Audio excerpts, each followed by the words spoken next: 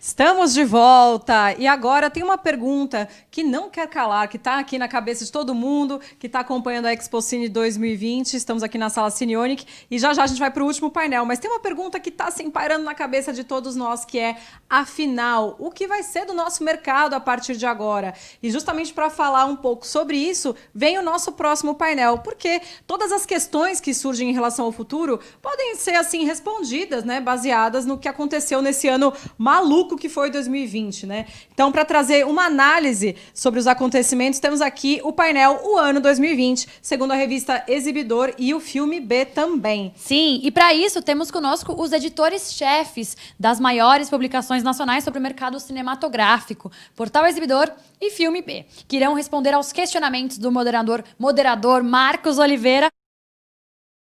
Negócios, já vi que eles estão por aqui. Tudo bom, Marcos? Tudo bem, boa tarde. Boa tarde. É um prazer estar com vocês todos, é um prazer estar aqui na ExpoCine. Quero agradecer pelo convite, estar junto de bons amigos e reencontrar várias pessoas que a gente respeita e gosta. Nós temos hoje a presença ilustre do Paulo Sérgio Almeida, o editor do Filme B, e do Marcelo Lima, editor do Portal Exibidor, e nós vamos conversar um pouco, não muito sobre o ano de 2020, porque praticamente não merece, nem que seja muita coisa falada, mas vamos falar um pouco mais sobre o ano 2021 e dos anos que virão por aí.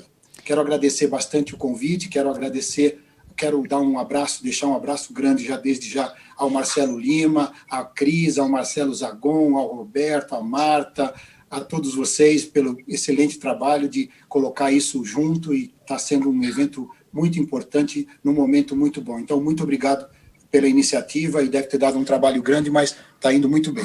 Bom, vamos começar. Eu vou começar com a primeira pergunta, já na agulha aqui. Paulo Sérgio, na sua visão, como é que vai ser o mercado de cinema a partir deste ano caótico, imprevisível, maluco que estamos vivendo? Como é que nós vamos ver o mercado daqui para frente?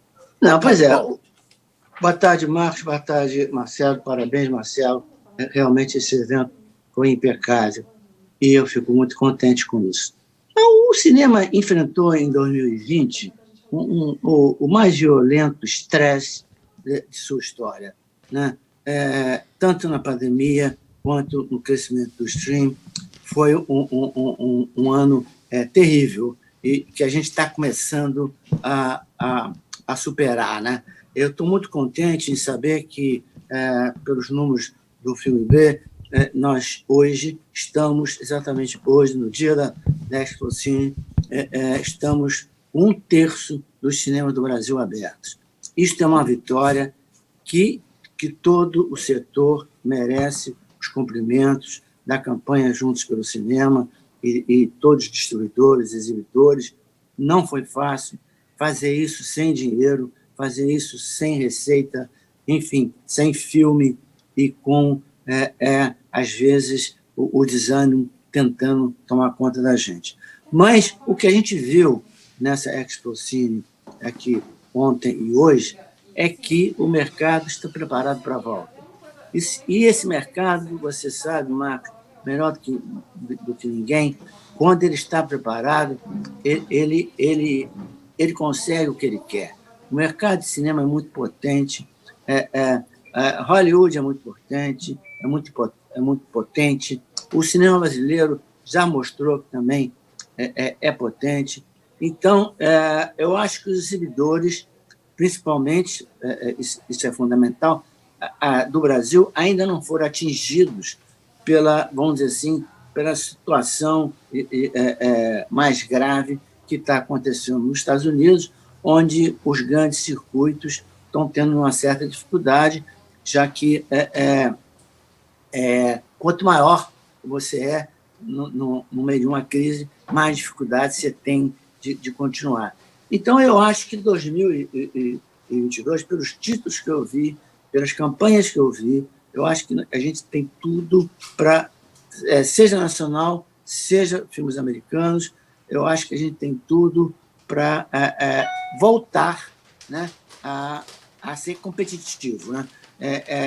Qual é o nível dessa competição que nós vamos chegar? A gente ainda não sabe. Talvez a gente tenha um ano por exemplo, eu chutaria dizendo o seguinte, que os primeiros 3 meses desse ano, sejam mais fracos, mas a partir dos próximos março, abril, a gente recupere plenamente o circuito e chegue a uns 60%, 70% do que foi os 3 últimos anos, uma média dos 3 últimos anos.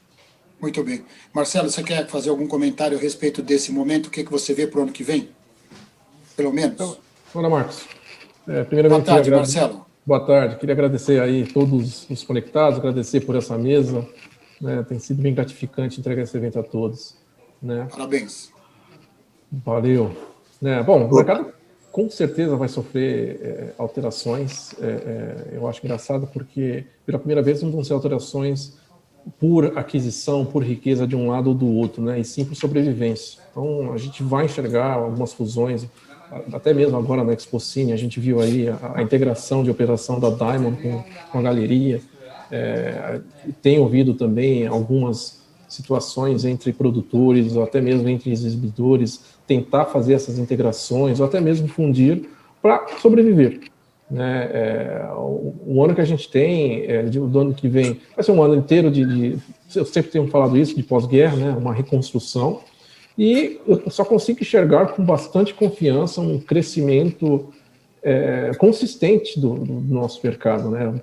Só que não é uma coisa de uma hora para outra, de um mês para o outro, e sim um crescimento consistente que a gente pode levar aí de 18 meses a 36 meses. Tudo vai depender da situação dos estúdios, o quanto que a gente teve de produção represada, o que a gente vai ter para produzir, né, para fazer a roda girar e a gente ter alguns resultados satisfatórios, posso dizer assim, né?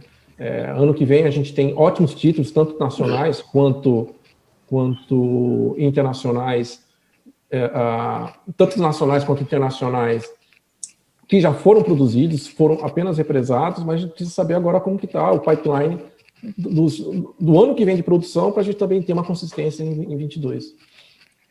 Nós estamos, vamos dizer assim, administrando uma situação muito única de que se precisa fortemente voltar ao mercado, mas não se tem nem sequer uma ideia de quando essa volta vai acontecer e em que nível, né? Isso é muito importante no sentido negativo de tirar uma perspectiva. Como o Paulinho falou, nós vamos ficar, pelo menos o primeiro trimestre do ano, estamos ali olhando ainda como é que vai ser, tem algumas coisas importantes acontecendo agora, nesses últimos meses, esperemos que esses investimentos, que esse compromisso, ele renda esses frutos que a gente precisa para poder entrar no ano que vem, talvez antecipando produções, fazendo um tipo de aceleração dos produtos, que tem muita coisa para acontecer. Eu estava fazendo outro dia, estava olhando os números, só entre filmes de super-herói, há 17 filmes marcados para 14 meses a partir de maio, né? Então, quer dizer, teremos 2 filmes grandes de super-herói, para dar um exemplo só, por mês. Quer dizer, vai ser muitas animações, conforme o pessoal acabou de falar, muito filme nacional sendo terminado. Então, tem muito produto. Então, nós vamos ter que, uma hora qualquer, passar a administrar a abundância. Mas o que eu queria dar uma estendida nesse primeiro tema, dizendo o seguinte: como é que vai ser a experiência do consumidor, do espectador, a partir da retomada? Como é que vocês acham que essa retomada nossa vai acontecer? Como é que vocês veem a velocidade disso? A gente vê bares lotados no Rio de Janeiro, escola não pode ir, parque está fechado fim de semana. Quer dizer, ainda ninguém sabe exatamente como andar nesse ambiente. Como é que vocês dois veem a experiência do consumidor, do espectador voltando aos cinemas? Eu vejo o seguinte, Marcos, esse realmente é o grande desafio, né?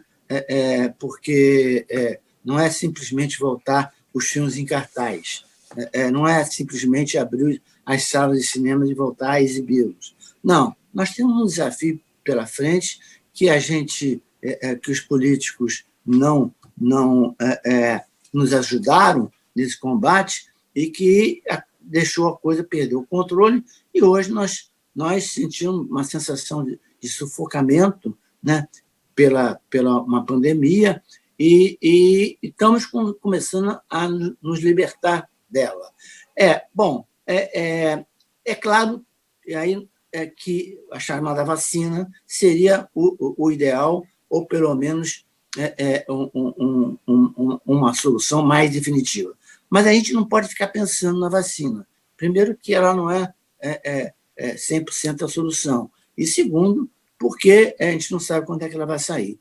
Então, é o seguinte, nós temos que pensar naquilo que a gente sabe fazer, que é cinema, filmes, lançamentos, marketing, continuar esse marketing de Juntos pelo Cinema. Eu acho que a campanha foi legal, mas precisa mais, precisa ter mais força. Eu acho que está na hora de todo mundo entrar mais forte nisso, né? Mas, enfim, mas o importante é que a gente entrou na sala escura, né? O público está entrando na sala escura. O medo da sala escura está começando a se perder a partir do momento que a gente está entrando nela, né? O que a gente tem essa vantagem que é o seguinte: a gente não teve nenhum contágio no cinema até agora de conhecimento das pessoas, seja aqui, seja na China, seja na Coreia, seja na Europa, enfim. A gente sabe de vários contágios em bares, restaurantes, enfim, sem querer culpar ninguém, nenhum setor, todos os setores são interessantes, mas é o seguinte, o cinema que tinha um grande medo, até agora, milhares, milhões de pessoas já frequentaram o cinema e não se teve uma notícia de um contágio. E, como você sabe, a ciência hoje está atenta a isso e eles conseguem fazer o rastreamento da doença, do contágio, com precisão. Então, essa é uma coisa que nos anima a continuar, porque também a gente tem que aí ver a importância dos exibidores. Como os exibidores trabalharam nesses últimos anos em infraestrutura, na melhoria das salas, na melhoria do ar-condicionado, na melhoria de tudo.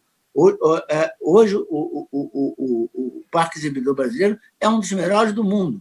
E com isso, eu acho que a gente, vamos dizer, se não está completamente pronto, está 99% pronto para voltar com segurança ao cinema, sempre com muito cuidado, sempre com todos os protocolos possíveis e imagináveis. Nós não podemos passar para o público nenhuma desconfiança de que ir ao cinema é uma atividade insegura.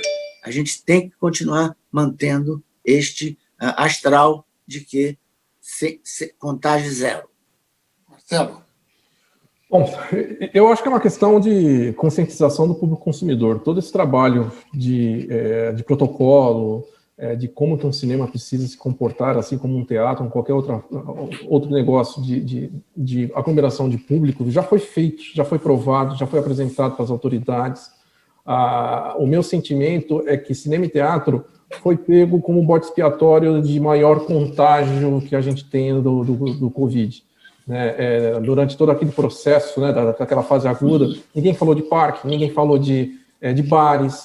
Então, quando as coisas começaram a ser abertas, a gente chegou numa situação de que começou a ter bares cheios, parques com pessoas sem máscara correndo, né? E o cinema, por ter sido escolhido o maior foco de contágio, né, foi massacrado pela imprensa. Né? O próprio mercado já conseguiu provar que é seguro. E aí agora, eu não vejo desafios, eu vejo agora um processo de reconscientização de que ir ao cinema é seguro. E isso é um processo que eu acho que vai ser muito rápido de passar.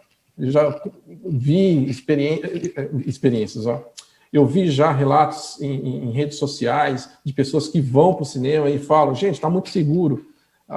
Então, a gente vai ter um processo de reconscientização, trabalhando com salas em seus limites, aí, né? A gente pode provavelmente esperar até mais ou menos janeiro, fevereiro, se brincar até março, com essa coisa de 60%, em alguns lugares, 40%, né? Está nesse range.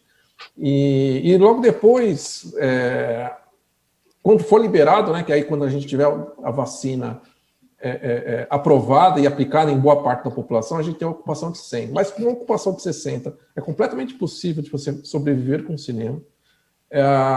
Os exibidores, todos, do pequeno ao gigante, todos estão preparados a receber com essa limitação. E agora é um processo de reconscientização apenas. E é um processo simples. E eu estou bastante satisfeito, vendo os números crescendo a cada semana. A gente olha que alguns distribuidores já estão ameaçando um lançamento aqui, outro ali. A gente tem ainda a boa situação, que a gente tem um mercado local razoavelmente bom. A gente não tem blockbusters, né? A gente tem um ou outro blockbuster por ano.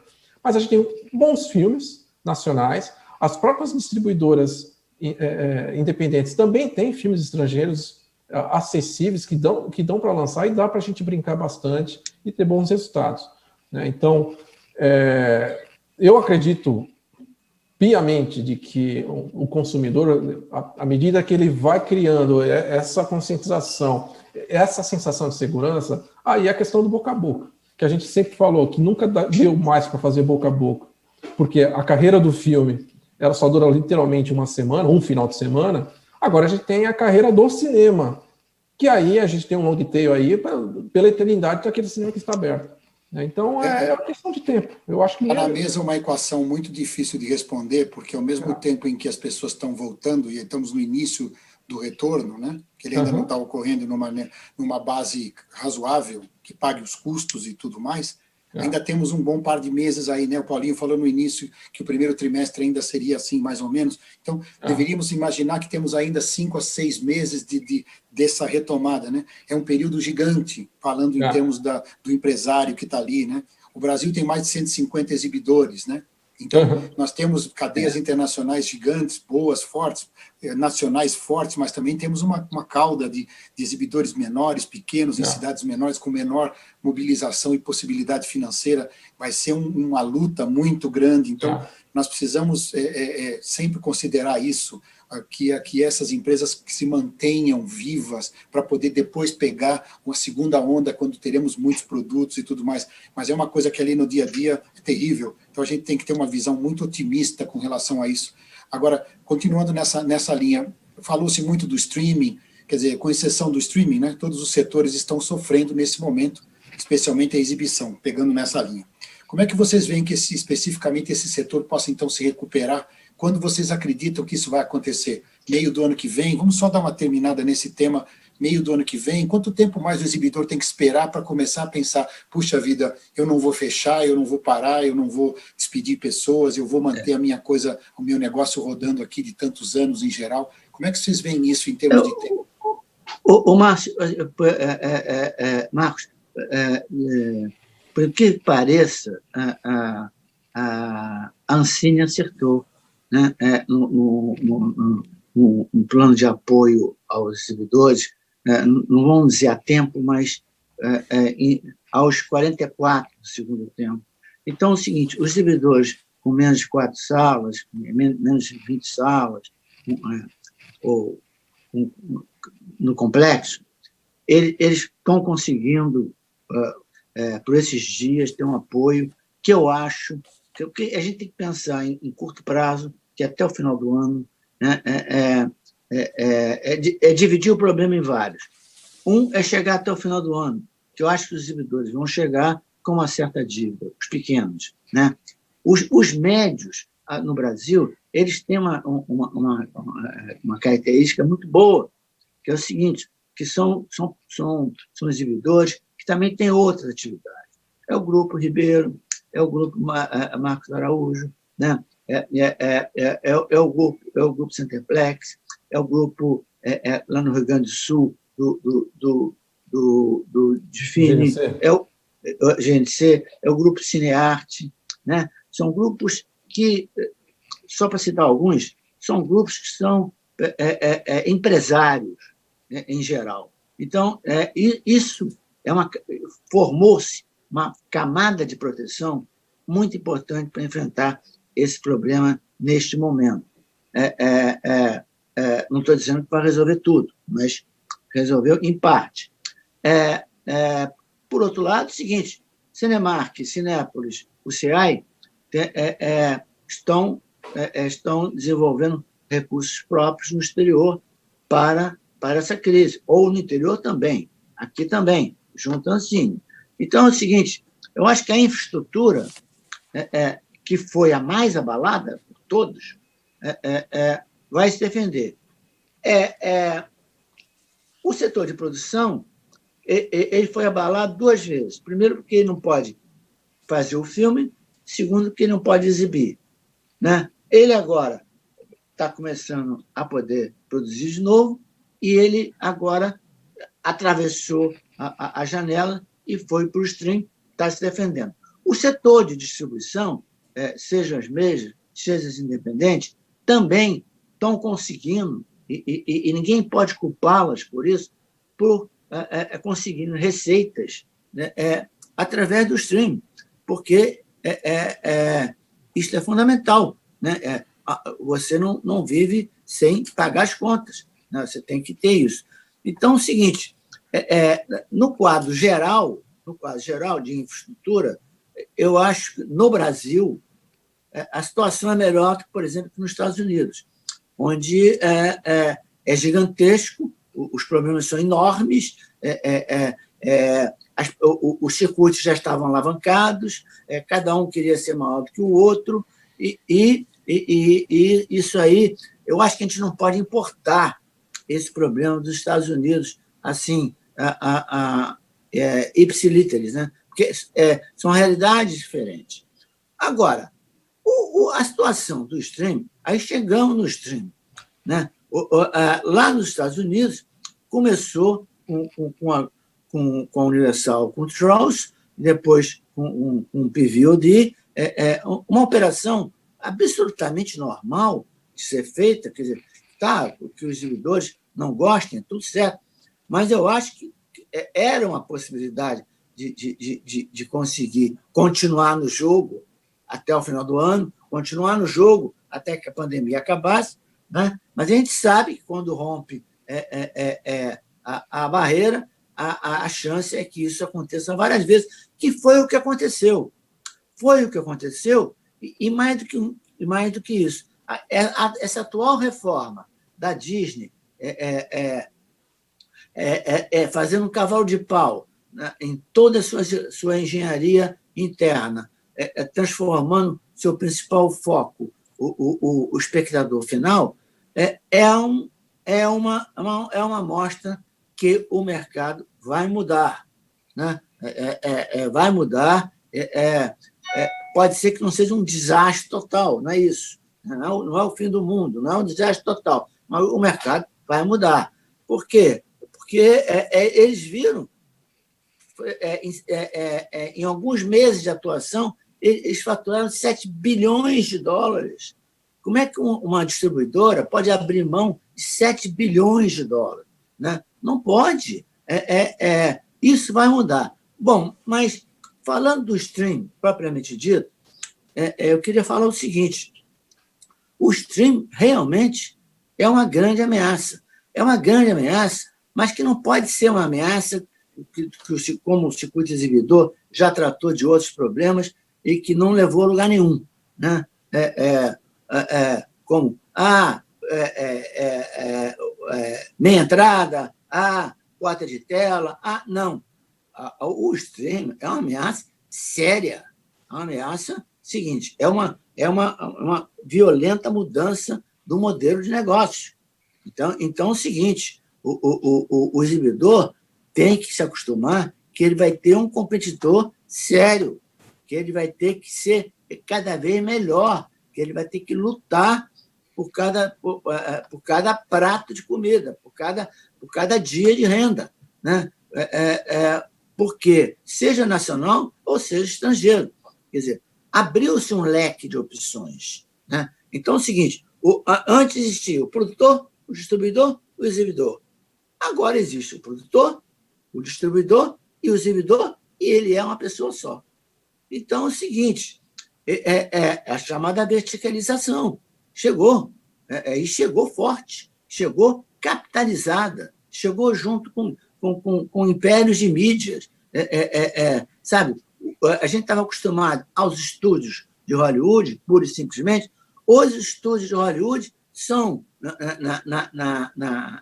no organograma de uma empresa, o 14º, 13º, enfim, é um produtor de conteúdo, é um prestador de serviço, né? eu acho que a entrada da Netflix transformou o mercado de uma maneira tão radical que todos viram, de repente, que poderiam seguir esse meu modelo, e agora eles estão aí, seja o stream nacional, seja a quantidade enorme de streams estrangeiros, os grandes, pequenos, médios, nos Estados Unidos, na Europa, na Ásia, os streams de nicho, os streams, enfim, todos. Então, é o seguinte... Deixa eu continuar esse raciocínio, Paulinho, só um minutinho. Deixa eu continuar com o Marcelo para saber. Marcelo, pegando essa linha aí, muito bem elaborada aí do Paulo, como é que você está vendo, quer dizer, a entrada do streaming é um fato gigante, né, auxiliado pela pandemia, todas as condições estavam ali, né, o acompanhamento do consumidor, a previsão do que vai ser consumido, ou até o incentivo ao que vai ser consumido, é um modelo genial, maravilhoso. Como é que você acha que o streaming vai poder, então, ser incorporado dentro do negócio do cinema? Quer dizer, vai haver programação, vai haver mudança na programação, vai haver aquela sequência do cinema, depois vai para as outras mídias, vai haver alguma mudança nisso? E na sequência nós vamos falar um pouquinho sobre as janelas. Então, como é que você está vendo o futuro imediato, em 1 ano, 2, com relação à chegada do fator streaming? Vamos supor, a hora que o cinema voltar a ter condições de receber todo mundo de volta, o que vai acontecer com o mercado quando todo mundo estiver de volta e poder optar entre ver um streaming em casa ou ir ao cinema? Não vai ter mais esse problema físico da pandemia. Como é que você vê isso, Marcelo? Quem tem que se preocupar com o streaming, Marcos, na minha opinião, é TV aberta e a TV a cabo. Somente esses dois. Eu acho que o cinema não tem que se preocupar com o streaming. A gente tem filmes de alta qualidade, principalmente os blockbusters, que eles precisam da janela do cinema para se pagar. Não adianta ele ir direto para o streaming. Eu duvido que a Disney esteja satisfeita lançando Mulan direto no Disney Plus. Duvido. Foi uma necessidade deles, que eles precisavam fazer algum caixa, eu não sei, não faço parte do board, para saber por que chegaram a essa decisão.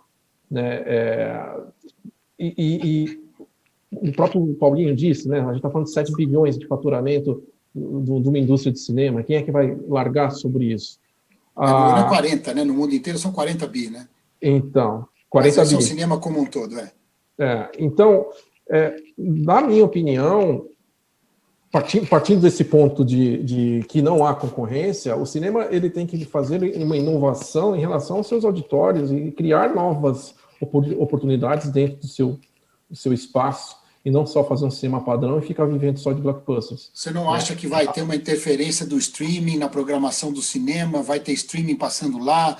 Eu acho que os filmes médios continuarão aí para o cinema e se mostrando rentáveis? Como é que você vê isso? Porque o blockbuster, o problema está resolvido, mas e os filmes médios, os filmes de arte? A gente viu tanta coisa bonita aí esses 2 dias. Eu estava marcando um monte de filme que eu quero assistir, que a gente vai, né? E como é que ficam esses filmes? É o ponto que eu quero chegar. A programação que vai mudar. A programação de cinema, a curadoria, o programador vai ter que trabalhar muito mais.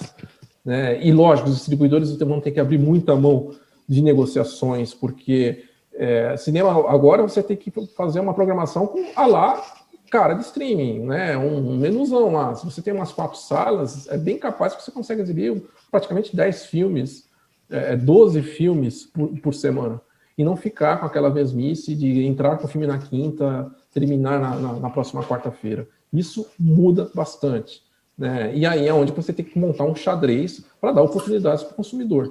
Porque o benefício de você assistir um filme coletivamente, rir junto, chorar junto, isso não vai mudar. O André Stone sempre fala disso, em todos os painéis, até no webinar que a gente fez lá na Exibidor, dessa questão de juntar pessoas, você se compartilhar com outros aquela sensação da tela grande. Então, eu não vejo o fim do filme pequeno, no filme médio. O blockbuster vai ter espaço, o blockbuster vai ser obrigado ainda a trabalhar nessa linha de quinta, quarta-feira, no caso do Brasil, com 4 sessões ou 3 sessões por dia, mas com certeza a gente vai ter uma diversidade muito maior de títulos e, lógico, o programador tem que se reciclar. programador não pode mais ficar trabalhando. É simples, né? Você pegar um título, colocar ele de quinta a quarta, colocar lá 3, 4 sessões e ponto final. Então, tanto o programador tem que se reaprender a montar a sua programação para atrair mais público, e lógico, as distribuidoras também têm que entender que esse vai ser o futuro. Não tem como fugir. Deixa eu pegar essa linha aí, Paulinho, já voltamos aí, só um minutinho. Vou pegar essa linha aí para dizer o seguinte, pegando o teu ponto aí de termos vários filmes sendo programados, vamos imaginar. O Brasil é um país que tem problemas de trânsito, né? As pessoas demoram para ir e voltar do trabalho em geral, especialmente nas maiores cidades. Tem problema de receita, de renda disponível para poder ir ao cinema em horários alternados. Então, e por isso a gente tem uma das menores taxas de ocupação do parque exibidor do mundo, né? Nós estamos por volta de 20%, quer dizer que é pouco. De cada 10 assentos, 8 ficam vazios na maior parte do tempo.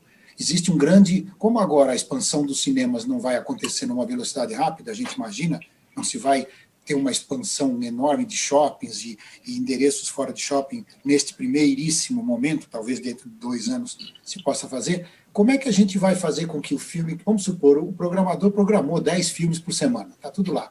2 da tarde é um, 4 é outro, 6 é outro, às 8h10 é o grandão e tal... Como é que nós vamos ter gente atendendo o cinema todo o tempo, indo ao cinema todo o tempo, num país com essas características? Para mim, não. Essa aí não estava combinada, hein, Marcelo? Pois é. Para ele. E aí que eu acho que... Mas o Paulinho responde porque ele pensamento, riu, é um pensamento que precisa ser discutido. É completamente pertinente o que você fala, Marcos. Mas é aí que eu falo, é aí onde que você tem que olhar como é que você vai montar a sua programação e é onde que eu falo, onde que o programador precisa trabalhar mais. Não dá para você pegar de quinta a quarta-feira e dizer, olha, esse filme aqui só vai passar às 5 horas da tarde. Ele tem que dançar entre os horários, entendeu? Justamente para se adaptar às necessidades do consumidor. Não é algo fácil, né? E aí é onde a gente entra com toda a situação. Isso já acontece, Marcelo, no mundo todo. Isso já acontece no mundo todo. E aí você tem um problema sério que, se a gente for levantar, e aí eu falo no mundo, a quantidade de empresas que têm acesso ao serviço de BI. Né? Ele capta as informações, pega as necessidades, mas eles não fazem um processamento de todos esses relatórios para conseguir ter uma programação mais consistente. Quer dizer que, então, a diversidade de títulos que o consumidor está vendo em casa lá no streaming, que muitas vezes a gente não sabe nem o que pegar, ele vai ter uma amostra disso também no cinema, com vários títulos passando ao mesmo tempo. Então, vai ter que ter um acerto de curadoria, vai ter que facilitar a ida das pessoas em outros horários. É isso? Exato. Você vê um cinema um pouco mais moderno nesse sentido de uma oferta maior de títulos? Existem meses como setembro, outubro, né, onde não há grandes lançamentos. Isso está provando. A gente pega, por exemplo, o circuito Alamo Drafthouse. Isso. Eu tive uma palestra com eles no início do ano, no encontro lá de tecnologia da ICTA, em Los Angeles, e eles provaram, eu não lembro direito os números, né, mas eles foram que mais exibiram sessões e o que mais eles exibiram títulos, e comparado ao segundo colocado, de acordo com o relatório deles, eles estavam algo em torno de 30% a mais de quantidade de sessões e quantidade de títulos. E o resultado, a taxa de ocupação deles era 10% maior do que dos demais cinemas dos Estados Unidos. Muito bom ponto.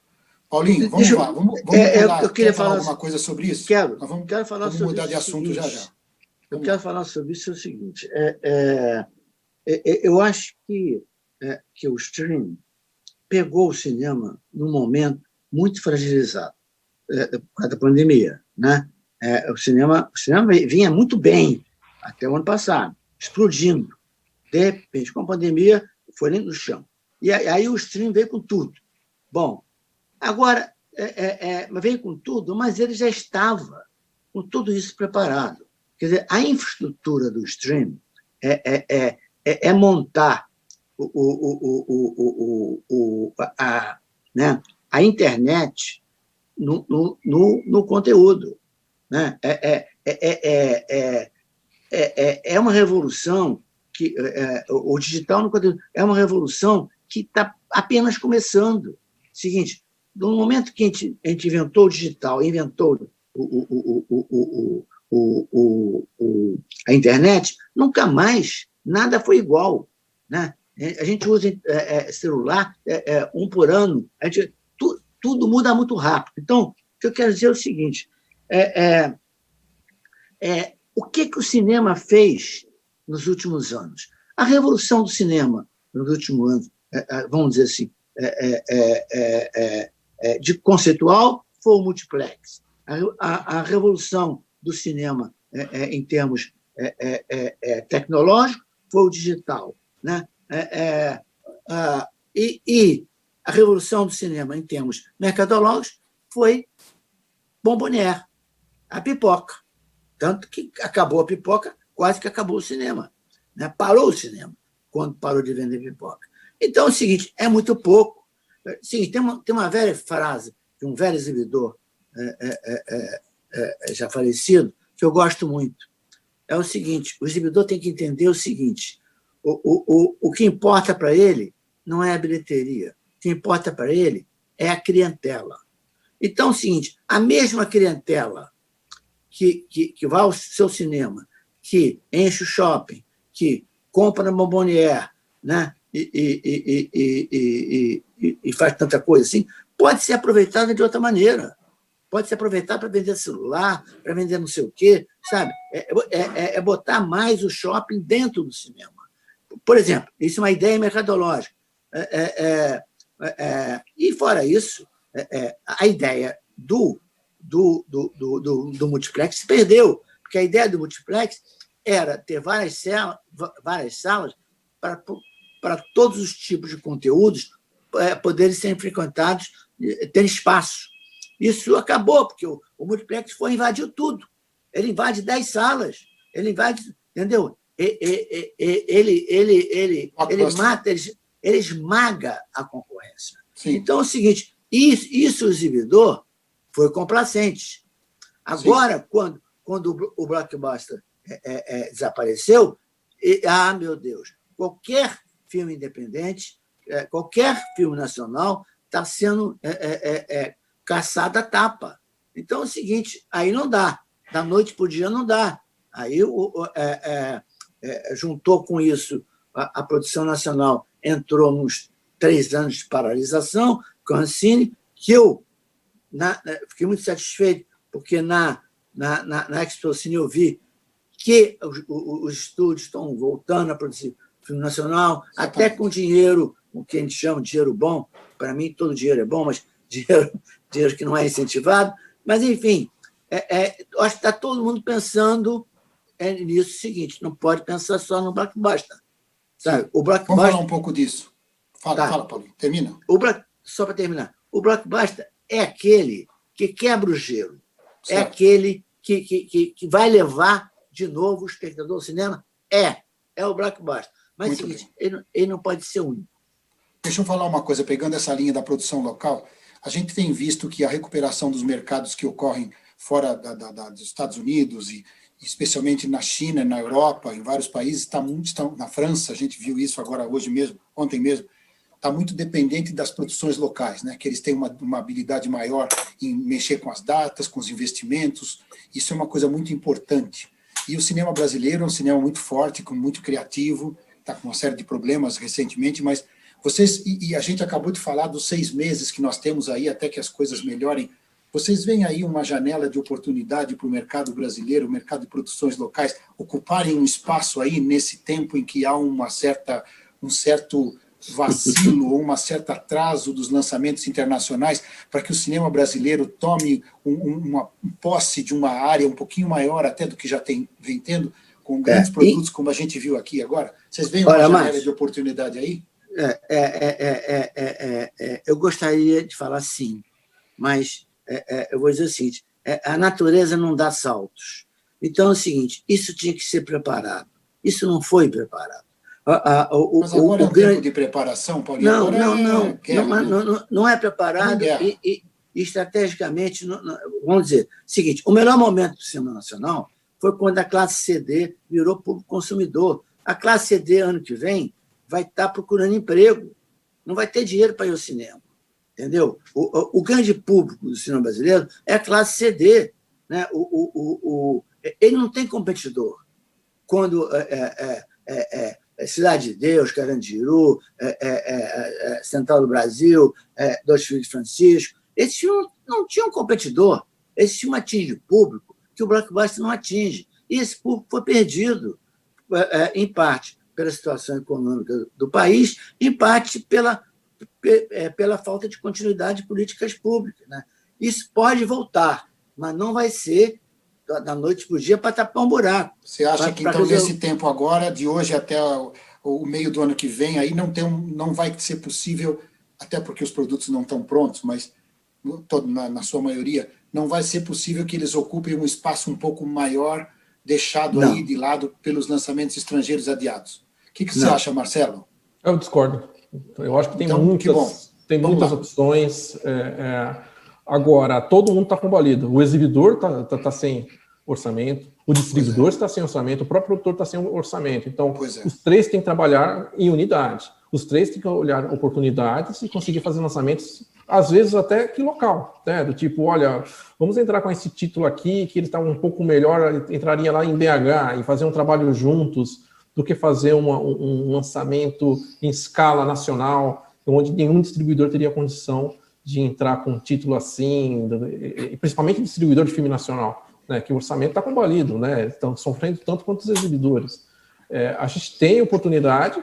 Agora, se a gente ficar na inércia, que sempre foi, nos últimos 10 anos principalmente, onde a boa parte dos exibidores, de certo modo, fica acomodada em receber apenas títulos blockbusters, porque para eles é fácil, né? Eles tocam apenas o marketing institucional da empresa, e aí o resto a distribuidora faz, né? Faz todo o barulho, faz todo o anúncio, e ele entra com o filme e vende ingresso. Essa dinâmica tem que mudar. Eu conheço várias situações que aconteceram, tanto no Brasil como aqui na América Latina, de projetos locais, né? Lá na Argentina, exibidores que eles pegam um documentário, colocam debaixo do braço, vai passando. O exibidor tem 5 unidades, 4 unidades, ele vai passando aquele documentário em cada uma das unidades, fazendo um trabalho direto com as faculdades, com as escolas, e ele tem taxas de ocupação em plena manhã, porque aquele documentário faz todo sentido para algum assunto, para aquela região dele.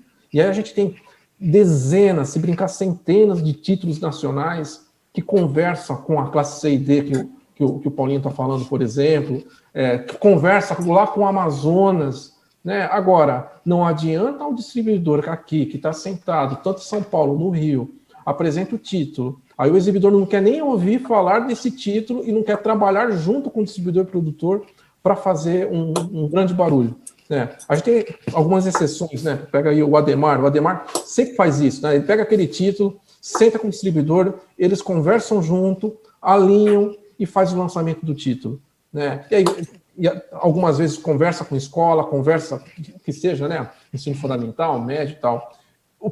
O que falta do exibidor é essa dinamicidade que ficou um pouco atrofiada pelo excesso de blockbusters que a gente tinha. Era muito fácil. Tinha um blockbuster e coloca outro. O próprio mercado foi moldando a reação a esse tipo, né? Sai um filme grande com uma grande campanha, entra outro. Então, aí as coisas se resolvem de uma forma... Isso ajuda a expansão, mas pasteuriza um pouco a programação. É isso que você está falando? Pois é, eu vou dar um exemplo de 35 anos atrás, né? Quando, naquela época, não existia cinema, não existia nada, e as janelas eram dentro do próprio cinema. Você tinha janela 1, 2 e 3, e eu lembro quando meu pai abriu o primeiro cinema dele, ele tinha direito à janela 3.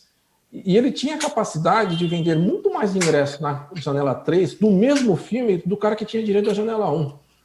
Né? Por quê? Ele pegava o filme de baixo, passava, conversava com as escolas, conversava com as entidades que tinha na região, se era alguma coisa trabalhadora, ia lá no sindicato, olha, eu estou com um filme assim, assim, assado, e ele bombava com os filmes, bombava com os títulos. Né? Falta isso, falta um pouco do exibidor customizar a sua programação localmente. Isso custa, não é fácil, não dá para um único programador programar 40 salas, vai precisar de um time para fazer essa programação, e sem contar uma equipe de relacionamento para conseguir atrair o público. Não adianta simplesmente, como algumas pessoas falam aí, muitos exibidores falam, o meu cinema, eu só abro as portas que as pessoas vêm. não dá mais. A gente tem que trazer as pessoas, pegar na mão delas e levar para o cinema. Então, Isso, vamos pegar esse ponto aí. Vamos pegar esse ponto aí que eu acho importante. Nós vimos agora, todo mundo sabe, mas vale a pena a gente mencionar, o grande trabalho do grupo liderado aí pela Flix Media, né, que reuniu mais de 200 profissionais do mercado, fizeram um trabalho extraordinário, único, eu acho que é um exemplo mundial, tenho um enorme respeito por todos que trabalharam nisso, acompanhei muitas das reuniões e adorei, achei isso tudo muito incrível. Então, vou produzir um volume enorme de ideias, criou posicionamentos com parcerias de mídia, promoção, PR, milhões de reais de investimento e uma união muito grande das pessoas que sempre houve, vamos dizer, informalmente, que a gente gosta, nós gostamos uns dos outros, né? Isso é muito interessante nessa nossa categoria, é único também. Agora, então, esse foi uma junção de uma série de pessoas, entidades, empresas que trabalharam nesse sentido e a gente espera que os frutos fiquem. Mas como é que vocês veem agora, então, a partir de agora, que, vamos dizer, o cinema retomando a atividade, como é que esse esforço todo, esse sentido todo de grupo, de união, de ajuda, como é que vocês veem que isso vai continuar? Será que pode continuar ou os objetivos individuais de cada empresa, de cada pessoa, vão começar a atrapalhar e aí vai cada um para o seu lado aí, porque, afinal, a métrica do fim do mês está chegando, né? A meta está chegando. Como é que vocês veem isso? Paulo, como é que você vê? Eu acho o seguinte, eu acho que isso aí é bem-vindo, serviu para um propósito desse momento, poderá servir para vários outros propósitos. É o seguinte, eu acho que sempre que o institucional do cinema sempre foi muito maltratado, né? Nunca se pensou no todo, sempre se pensou na parte, sempre se pensou num contra o outro, não no mau sentido, mas no sentido comercial, e é por isso que o Marcelo falou. Nos últimos 10 anos, né, eu acompanhei isso, número a número, eu vi isso, era abrir a porta e o cinema lotava. Isso aconteceu mesmo. Quer dizer, então, é o seguinte, é claro que o exibidor se acomodou, né? O exibidor não pode ser apenas um programador... Um programador em série. Um programador em série. Um programador em série ou um vendedor de pipoca, né? Entre um curador de cinema e um vendedor de pipoca existe um abismo, né? Ele tem que se aprofundar. Hoje eu já escuto os exibidores morrendo de medo do streaming, quer dizer, que também não é uma boa política, morrer de medo. Nunca é bom morrer de medo do adversário ou de um competidor, melhor dizendo. Mas é o seguinte, o exibidor, primeiro, ele tem que estar informado com o que há de maior, mais up-to-date, mais novo nos Estados Unidos. Isso ele está sendo, seja pelo exibidor, seja pelo filme B, aconteceu nos Estados Unidos no dia seguinte, então, mas aconteceu no mundo, na China, na Coreia, na França, a gente está publicando. Isso não acontecia antigamente. Então, agora, fora isso, ele tem que atuar. Ele não pode só sofrer com o que está acontecendo. Ele tem que atuar sobre aquilo que está acontecendo, né? Ele atuou na época do multiplex, né? No início dos multiplex, eu vi muito exibidor olhando e falando: ai, meu Deus do céu, é isso aí? Isso aí é apenas um bloco de cimento armado. Qualquer um pode fazer. E vários fizeram bem, né? E hoje cresceram quantos por cento? 500%? 1000%? O exibidor, vamos dizer assim, médio e coisa e tal, com o multiplex, avançou enormemente, né? Então, isso tem que continuar. Você tem que ver o stream. Eu não tenho medo do stream enquanto competidor de filme, né? Eu nunca vi, não gosto de falar de caso pessoal, mas nenhum filme no stream. Eu só vejo série. Eu acho que o produto do stream é série. não é filme. Né? Você vê Mulher Maravilha no streaming, meu Deus do céu, você está jogando fora 95% do filme. Né? E eu acho que o espectador acha o mesmo. Né? O produto de todos é o tempo e o dinheiro, né? O tempo e o dinheiro é que é o produto de todos. Isso é fundamental. O tempo e o dinheiro. Quer dizer, o dinheiro. Ele levar o tempo e o dinheiro, o que ele vê, não importa. Essa equação é fundamental. É o seguinte, né? Ele agora ele vai começar a fazer conta. Por exemplo, os estúdios em relação. O Wall Street não tinha, em relação aos estúdios, uma referência. Então, os estúdios mostravam os filmes, mostravam o resultado, prejuízo, lucro, e falavam, é assim mesmo. Aí o Wall Street comprava ação ou não. De repente, surgiu o Netflix. Aí, de repente, vocês estão dizendo que é assim, mas aqui tá com outros números. Está trazendo outros números, outros resultados, outros crescimentos, outra expectativa. E as pessoas estão querendo comprar a Netflix. Então, é o seguinte, isso é a mesma coisa que vai acontecer com o espectador. Eu tenho uma tese que se chama o seguinte, Sua Excelência, o espectador. Então, é o seguinte, Sua Excelência, o espectador, é que vai definir se o cara vai comprar, ele vai querer somar a Disney com a Netflix, com outras, com a Globoplay, ou vai querer gastar com o cinema. Esse vai ser a equação. Esperemos que ele deixe uma boa parte do saldo dele, do budget dele, para gastar com o cinema. Marcelo, eu queria fazer uma pergunta para você.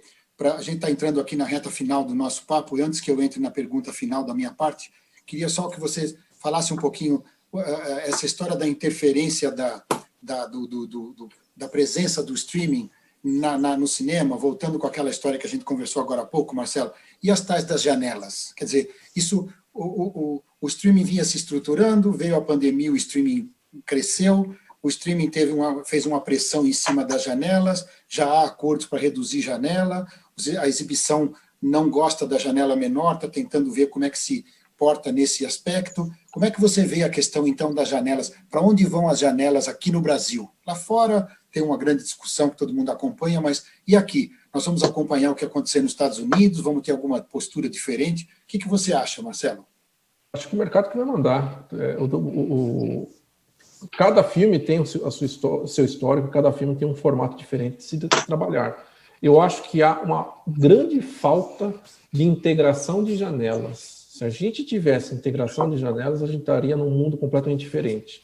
Como é que é isso? Explica melhor para nós. Vamos dar um exemplo direto do Game of Thrones. A gente viu aí os últimos episódios do Game of Thrones, adoro de dar esse exemplo. A péssima qualidade que foi da produção. Aquilo ali estava descarado, de que eles já tinham uma previsão que iam perder assinantes logo depois do fim do seriado, e aí eles não teriam condições de pagar a conta. Por que não exibir um episódio de Game of Thrones às sextas-feiras, com 48 horas de antecedência para entrar no ar lá? Por que não criar... No cinema? Sim. Tá. Por que não criar capítulos zero? Pré-estreia, né? De 1h30, 2 horas, para depois ir para o seriado comum? Por que não fazer edições das temporadas e transformar em longa-metragem? A gente tem um exemplo nosso, local, uma minissérie, Auto da Compadecida, que foi editada e lançada 3 meses depois, uma janela completamente inversa, e o filme explodiu. Por que não pegar um Breaking Bad? A gente já tem 7 filmes ali, um filme para cada temporada. O próprio Game of Thrones, fazendo um trabalho, a própria Warner, que é dona do selo da HBO, fazer uma edição de cada uma das temporadas, eles vão ter quantos títulos? 7 longas-metragens, 8, não lembro agora da quantidade de temporadas. Então, eu acho que falta essa integração. As empresas que possuem streaming, que possuem toda uma cartela de seriados, poderiam muito bem editar e jogar para o cinema. E o cinema se adaptar bastante com os longa-metragens, e cada filme vai ter a sua história. Tem filme que merece janela de 1 semana, e tem filme que merece janela de 6 meses. Muito né? bem, muito bem. Gostei muito. Deixa agora, estamos na reta final, eu quero fazer uma pergunta para os dois, que é o seguinte: como é que vocês representam dois veículos muito importantes na comunicação, na divulgação das notícias? O próprio Paulinho confirmou isso, obviamente, já são veículos estabilizados e conhecidos e com grande credibilidade. Como é que vocês veem que os veículos que vocês representam, como é que eles podem ajudar o mercado inteiro, especialmente da exibição, da distribuição, da produção, neste momento? Como é que onde é que o papel dos veículos que vocês representam pode ajudar esse mercado onde está todo mundo olhando para o mesmo lado? Este evento que a gente está hoje é um exemplo claro disso. Como é que vocês veem a contribuição que vocês podem dar para quem está nos assistindo neste momento? Um segundo sobre a janela. Primeiro, eu acho que a janela vai mudar tudo. É uma longa história de arrogância entre exibidores e distribuidores, né? Que chegou a hora de sentar na mesa, conversar e ver isso. Eu fiz um estudo aqui no Brasil, um blockbuster, ele dura no máximo 7 semanas para chegar a 95% de sua renda. Então, cada um tem que fazer os seus números e as suas contas para saber isso direitinho para cada mercado. Mas, em relação a isso que você falou, eu acho o seguinte: eu acho que mais do que nunca, os jornais e eventos como esse da ExpoCine, né, e não só jornais, mas bancos de dados, de informações, como do FMB, vão ser fundamentais para você saber para onde o mercado vai, seja por sala, por região, por cinema, por sessão, por tudo. Hoje, informação é tudo. Conteúdo é tudo, capital é tudo, e informação é tudo. Muito bem. Marcelo? Bom, o exibidor tem feito seu papel aí na pré-pandemia, durante a pandemia, e vai continuar fazendo pós, né? Vamos continuar fazendo webinários, vamos continuar persistindo, tanto clareza de informação para qualquer trabalhador, né, qualquer colaborador da nossa indústria. Agora, não adianta a gente fazer o nosso trabalho e tanto o exibidor como o distribuidor e o produtor não agir. É o que falta. Eu falei coisas aqui, Paulinho falou também coisas, tanto o FMB quanto o exibidor dá dicas, informa, diz, olha que case legal, olha que benchmark interessante, né? E aí a gente olha que semanas após semanas, tudo se mantém na mesma situação. Mas eu acho que eu queria começar a concluir agora dizendo o seguinte: eu acho que nós estamos vivendo um momento de grande adequação, né? Todo mundo se adequando, se ajustando. Nós vamos sair daqui diferentes de como a gente entrou. Acho que a gente vai aprender muito, todo mundo vai exercitar músculos que não estava exercitando antes, vai ter que correr um pouquinho mais, vai ter que se sacrificar um pouquinho mais. Eu acho que esse sentimento está claro, está cristalizado, e já na sensação que a gente tem nesses 2 dias que estamos juntos aqui. Então, eu acho que, espero que no ano que vem, se a gente estiver juntos novamente conversando sobre isso, nós vamos lembrar de todo esse cenário difícil que nós estamos enfrentando agora e vamos ter uma ideia muito melhor, muito mais otimista. Ontem eu estava acompanhando os pitchings dos produtores, e eu vi uma frase do Rafael Aguinaga, que é um produtor do Rio de Janeiro, que eu gosto muito, um rapaz maravilhoso, super competente, inteligente, e ele disse assim, lá durante uma conversa, ele disse: vamos dar a resposta no campo. Ou seja, vamos mostrar que a gente tem qualidade, que a gente se adapta mais depressa, que a gente sabe fazer as coisas, que aqui não chega na mesma intensidade que chegou e demora menos para passar. É difícil, mas o brasileiro tem muita inteligência, muita maleabilidade, né? Então a gente tem que tentar fazer isso para o bem do nosso mercado. Foi um privilégio enorme estar com vocês, eu agradeço demais o convite. Vamos entregar aí o seminário na hora. Como diria o outro, temos muito mais tempo, muito mais coisas para discutir, mas infelizmente o tempo acabou. Eu quero agradecer muito a presença do Paulo, a presença do Marcelo e o convite. Foi um prazer estar com vocês nesse momento aqui de quase encerramento. Então, muito obrigado, boa sorte a todos e até breve. Valeu, Marcos. Só queria deixar só um recadinho, não um recadinho, mas um agradecimento, né? Eu esqueci de agradecer lá no começo. Está um caos lá na produção da ExpoCine, e a Paris Filmes aqui o Márcio Fracaroli e o Jorge Assunção me cedeu esse espaço para eu conseguir participar do painel. Então, obrigado, Márcio, obrigado, Jorge, por todo o apoio dado aí à Expocine. Paulinho? Não, eu só tenho a agradecer, e eu acho que a partir de hoje, a partir desse evento, eu fico mais confiante e mais feliz de enfrentar esse resto de ano e o próximo ano que vem aí. Muito obrigado, gente. Uma boa tarde a todos, um abraço. Bom fim de semana. Boa tarde, muito obrigada, Marcos, Marcelo e Paulo, por esse debate incrível. E tá chegando a hora da gente se despedir aqui no estúdio, né, Amanda?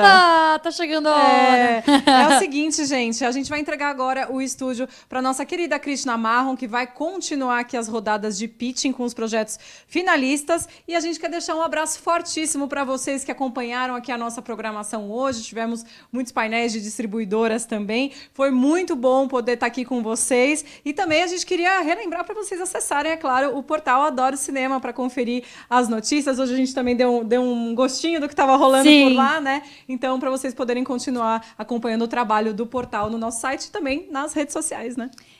Eu faço das palavras da Fernanda as minhas, ela falou muito bem. Queria agradecer todas as mensagens, a Expocine pela oportunidade em representá-los. Obrigada, gente, pela confiança. Obrigada por esses 2 dias incríveis. Eu amei. Pode chamar a gente pra mais sempre. Não deixe de seguir a gente nas redes sociais, assim como a Fernanda falou. Exatamente. Abraços virtuais. Abraços virtuais para todos vocês e um abraço especial também à organização da Expocine e também um muito obrigado aqui a toda a equipe técnica que esteve com a gente aqui nesses 2 dias inteiros, ajudando a fazer tudo dar certo. Foi lindo, muito obrigada. E daqui a pouquinho a gente vai para um rápido intervalo e daqui a pouco a Krishna Marron segue aqui a programação da Sala Cineônica com vocês para os pitchings. Vamos lá. Valeu, Até, gente. Tchau. Até!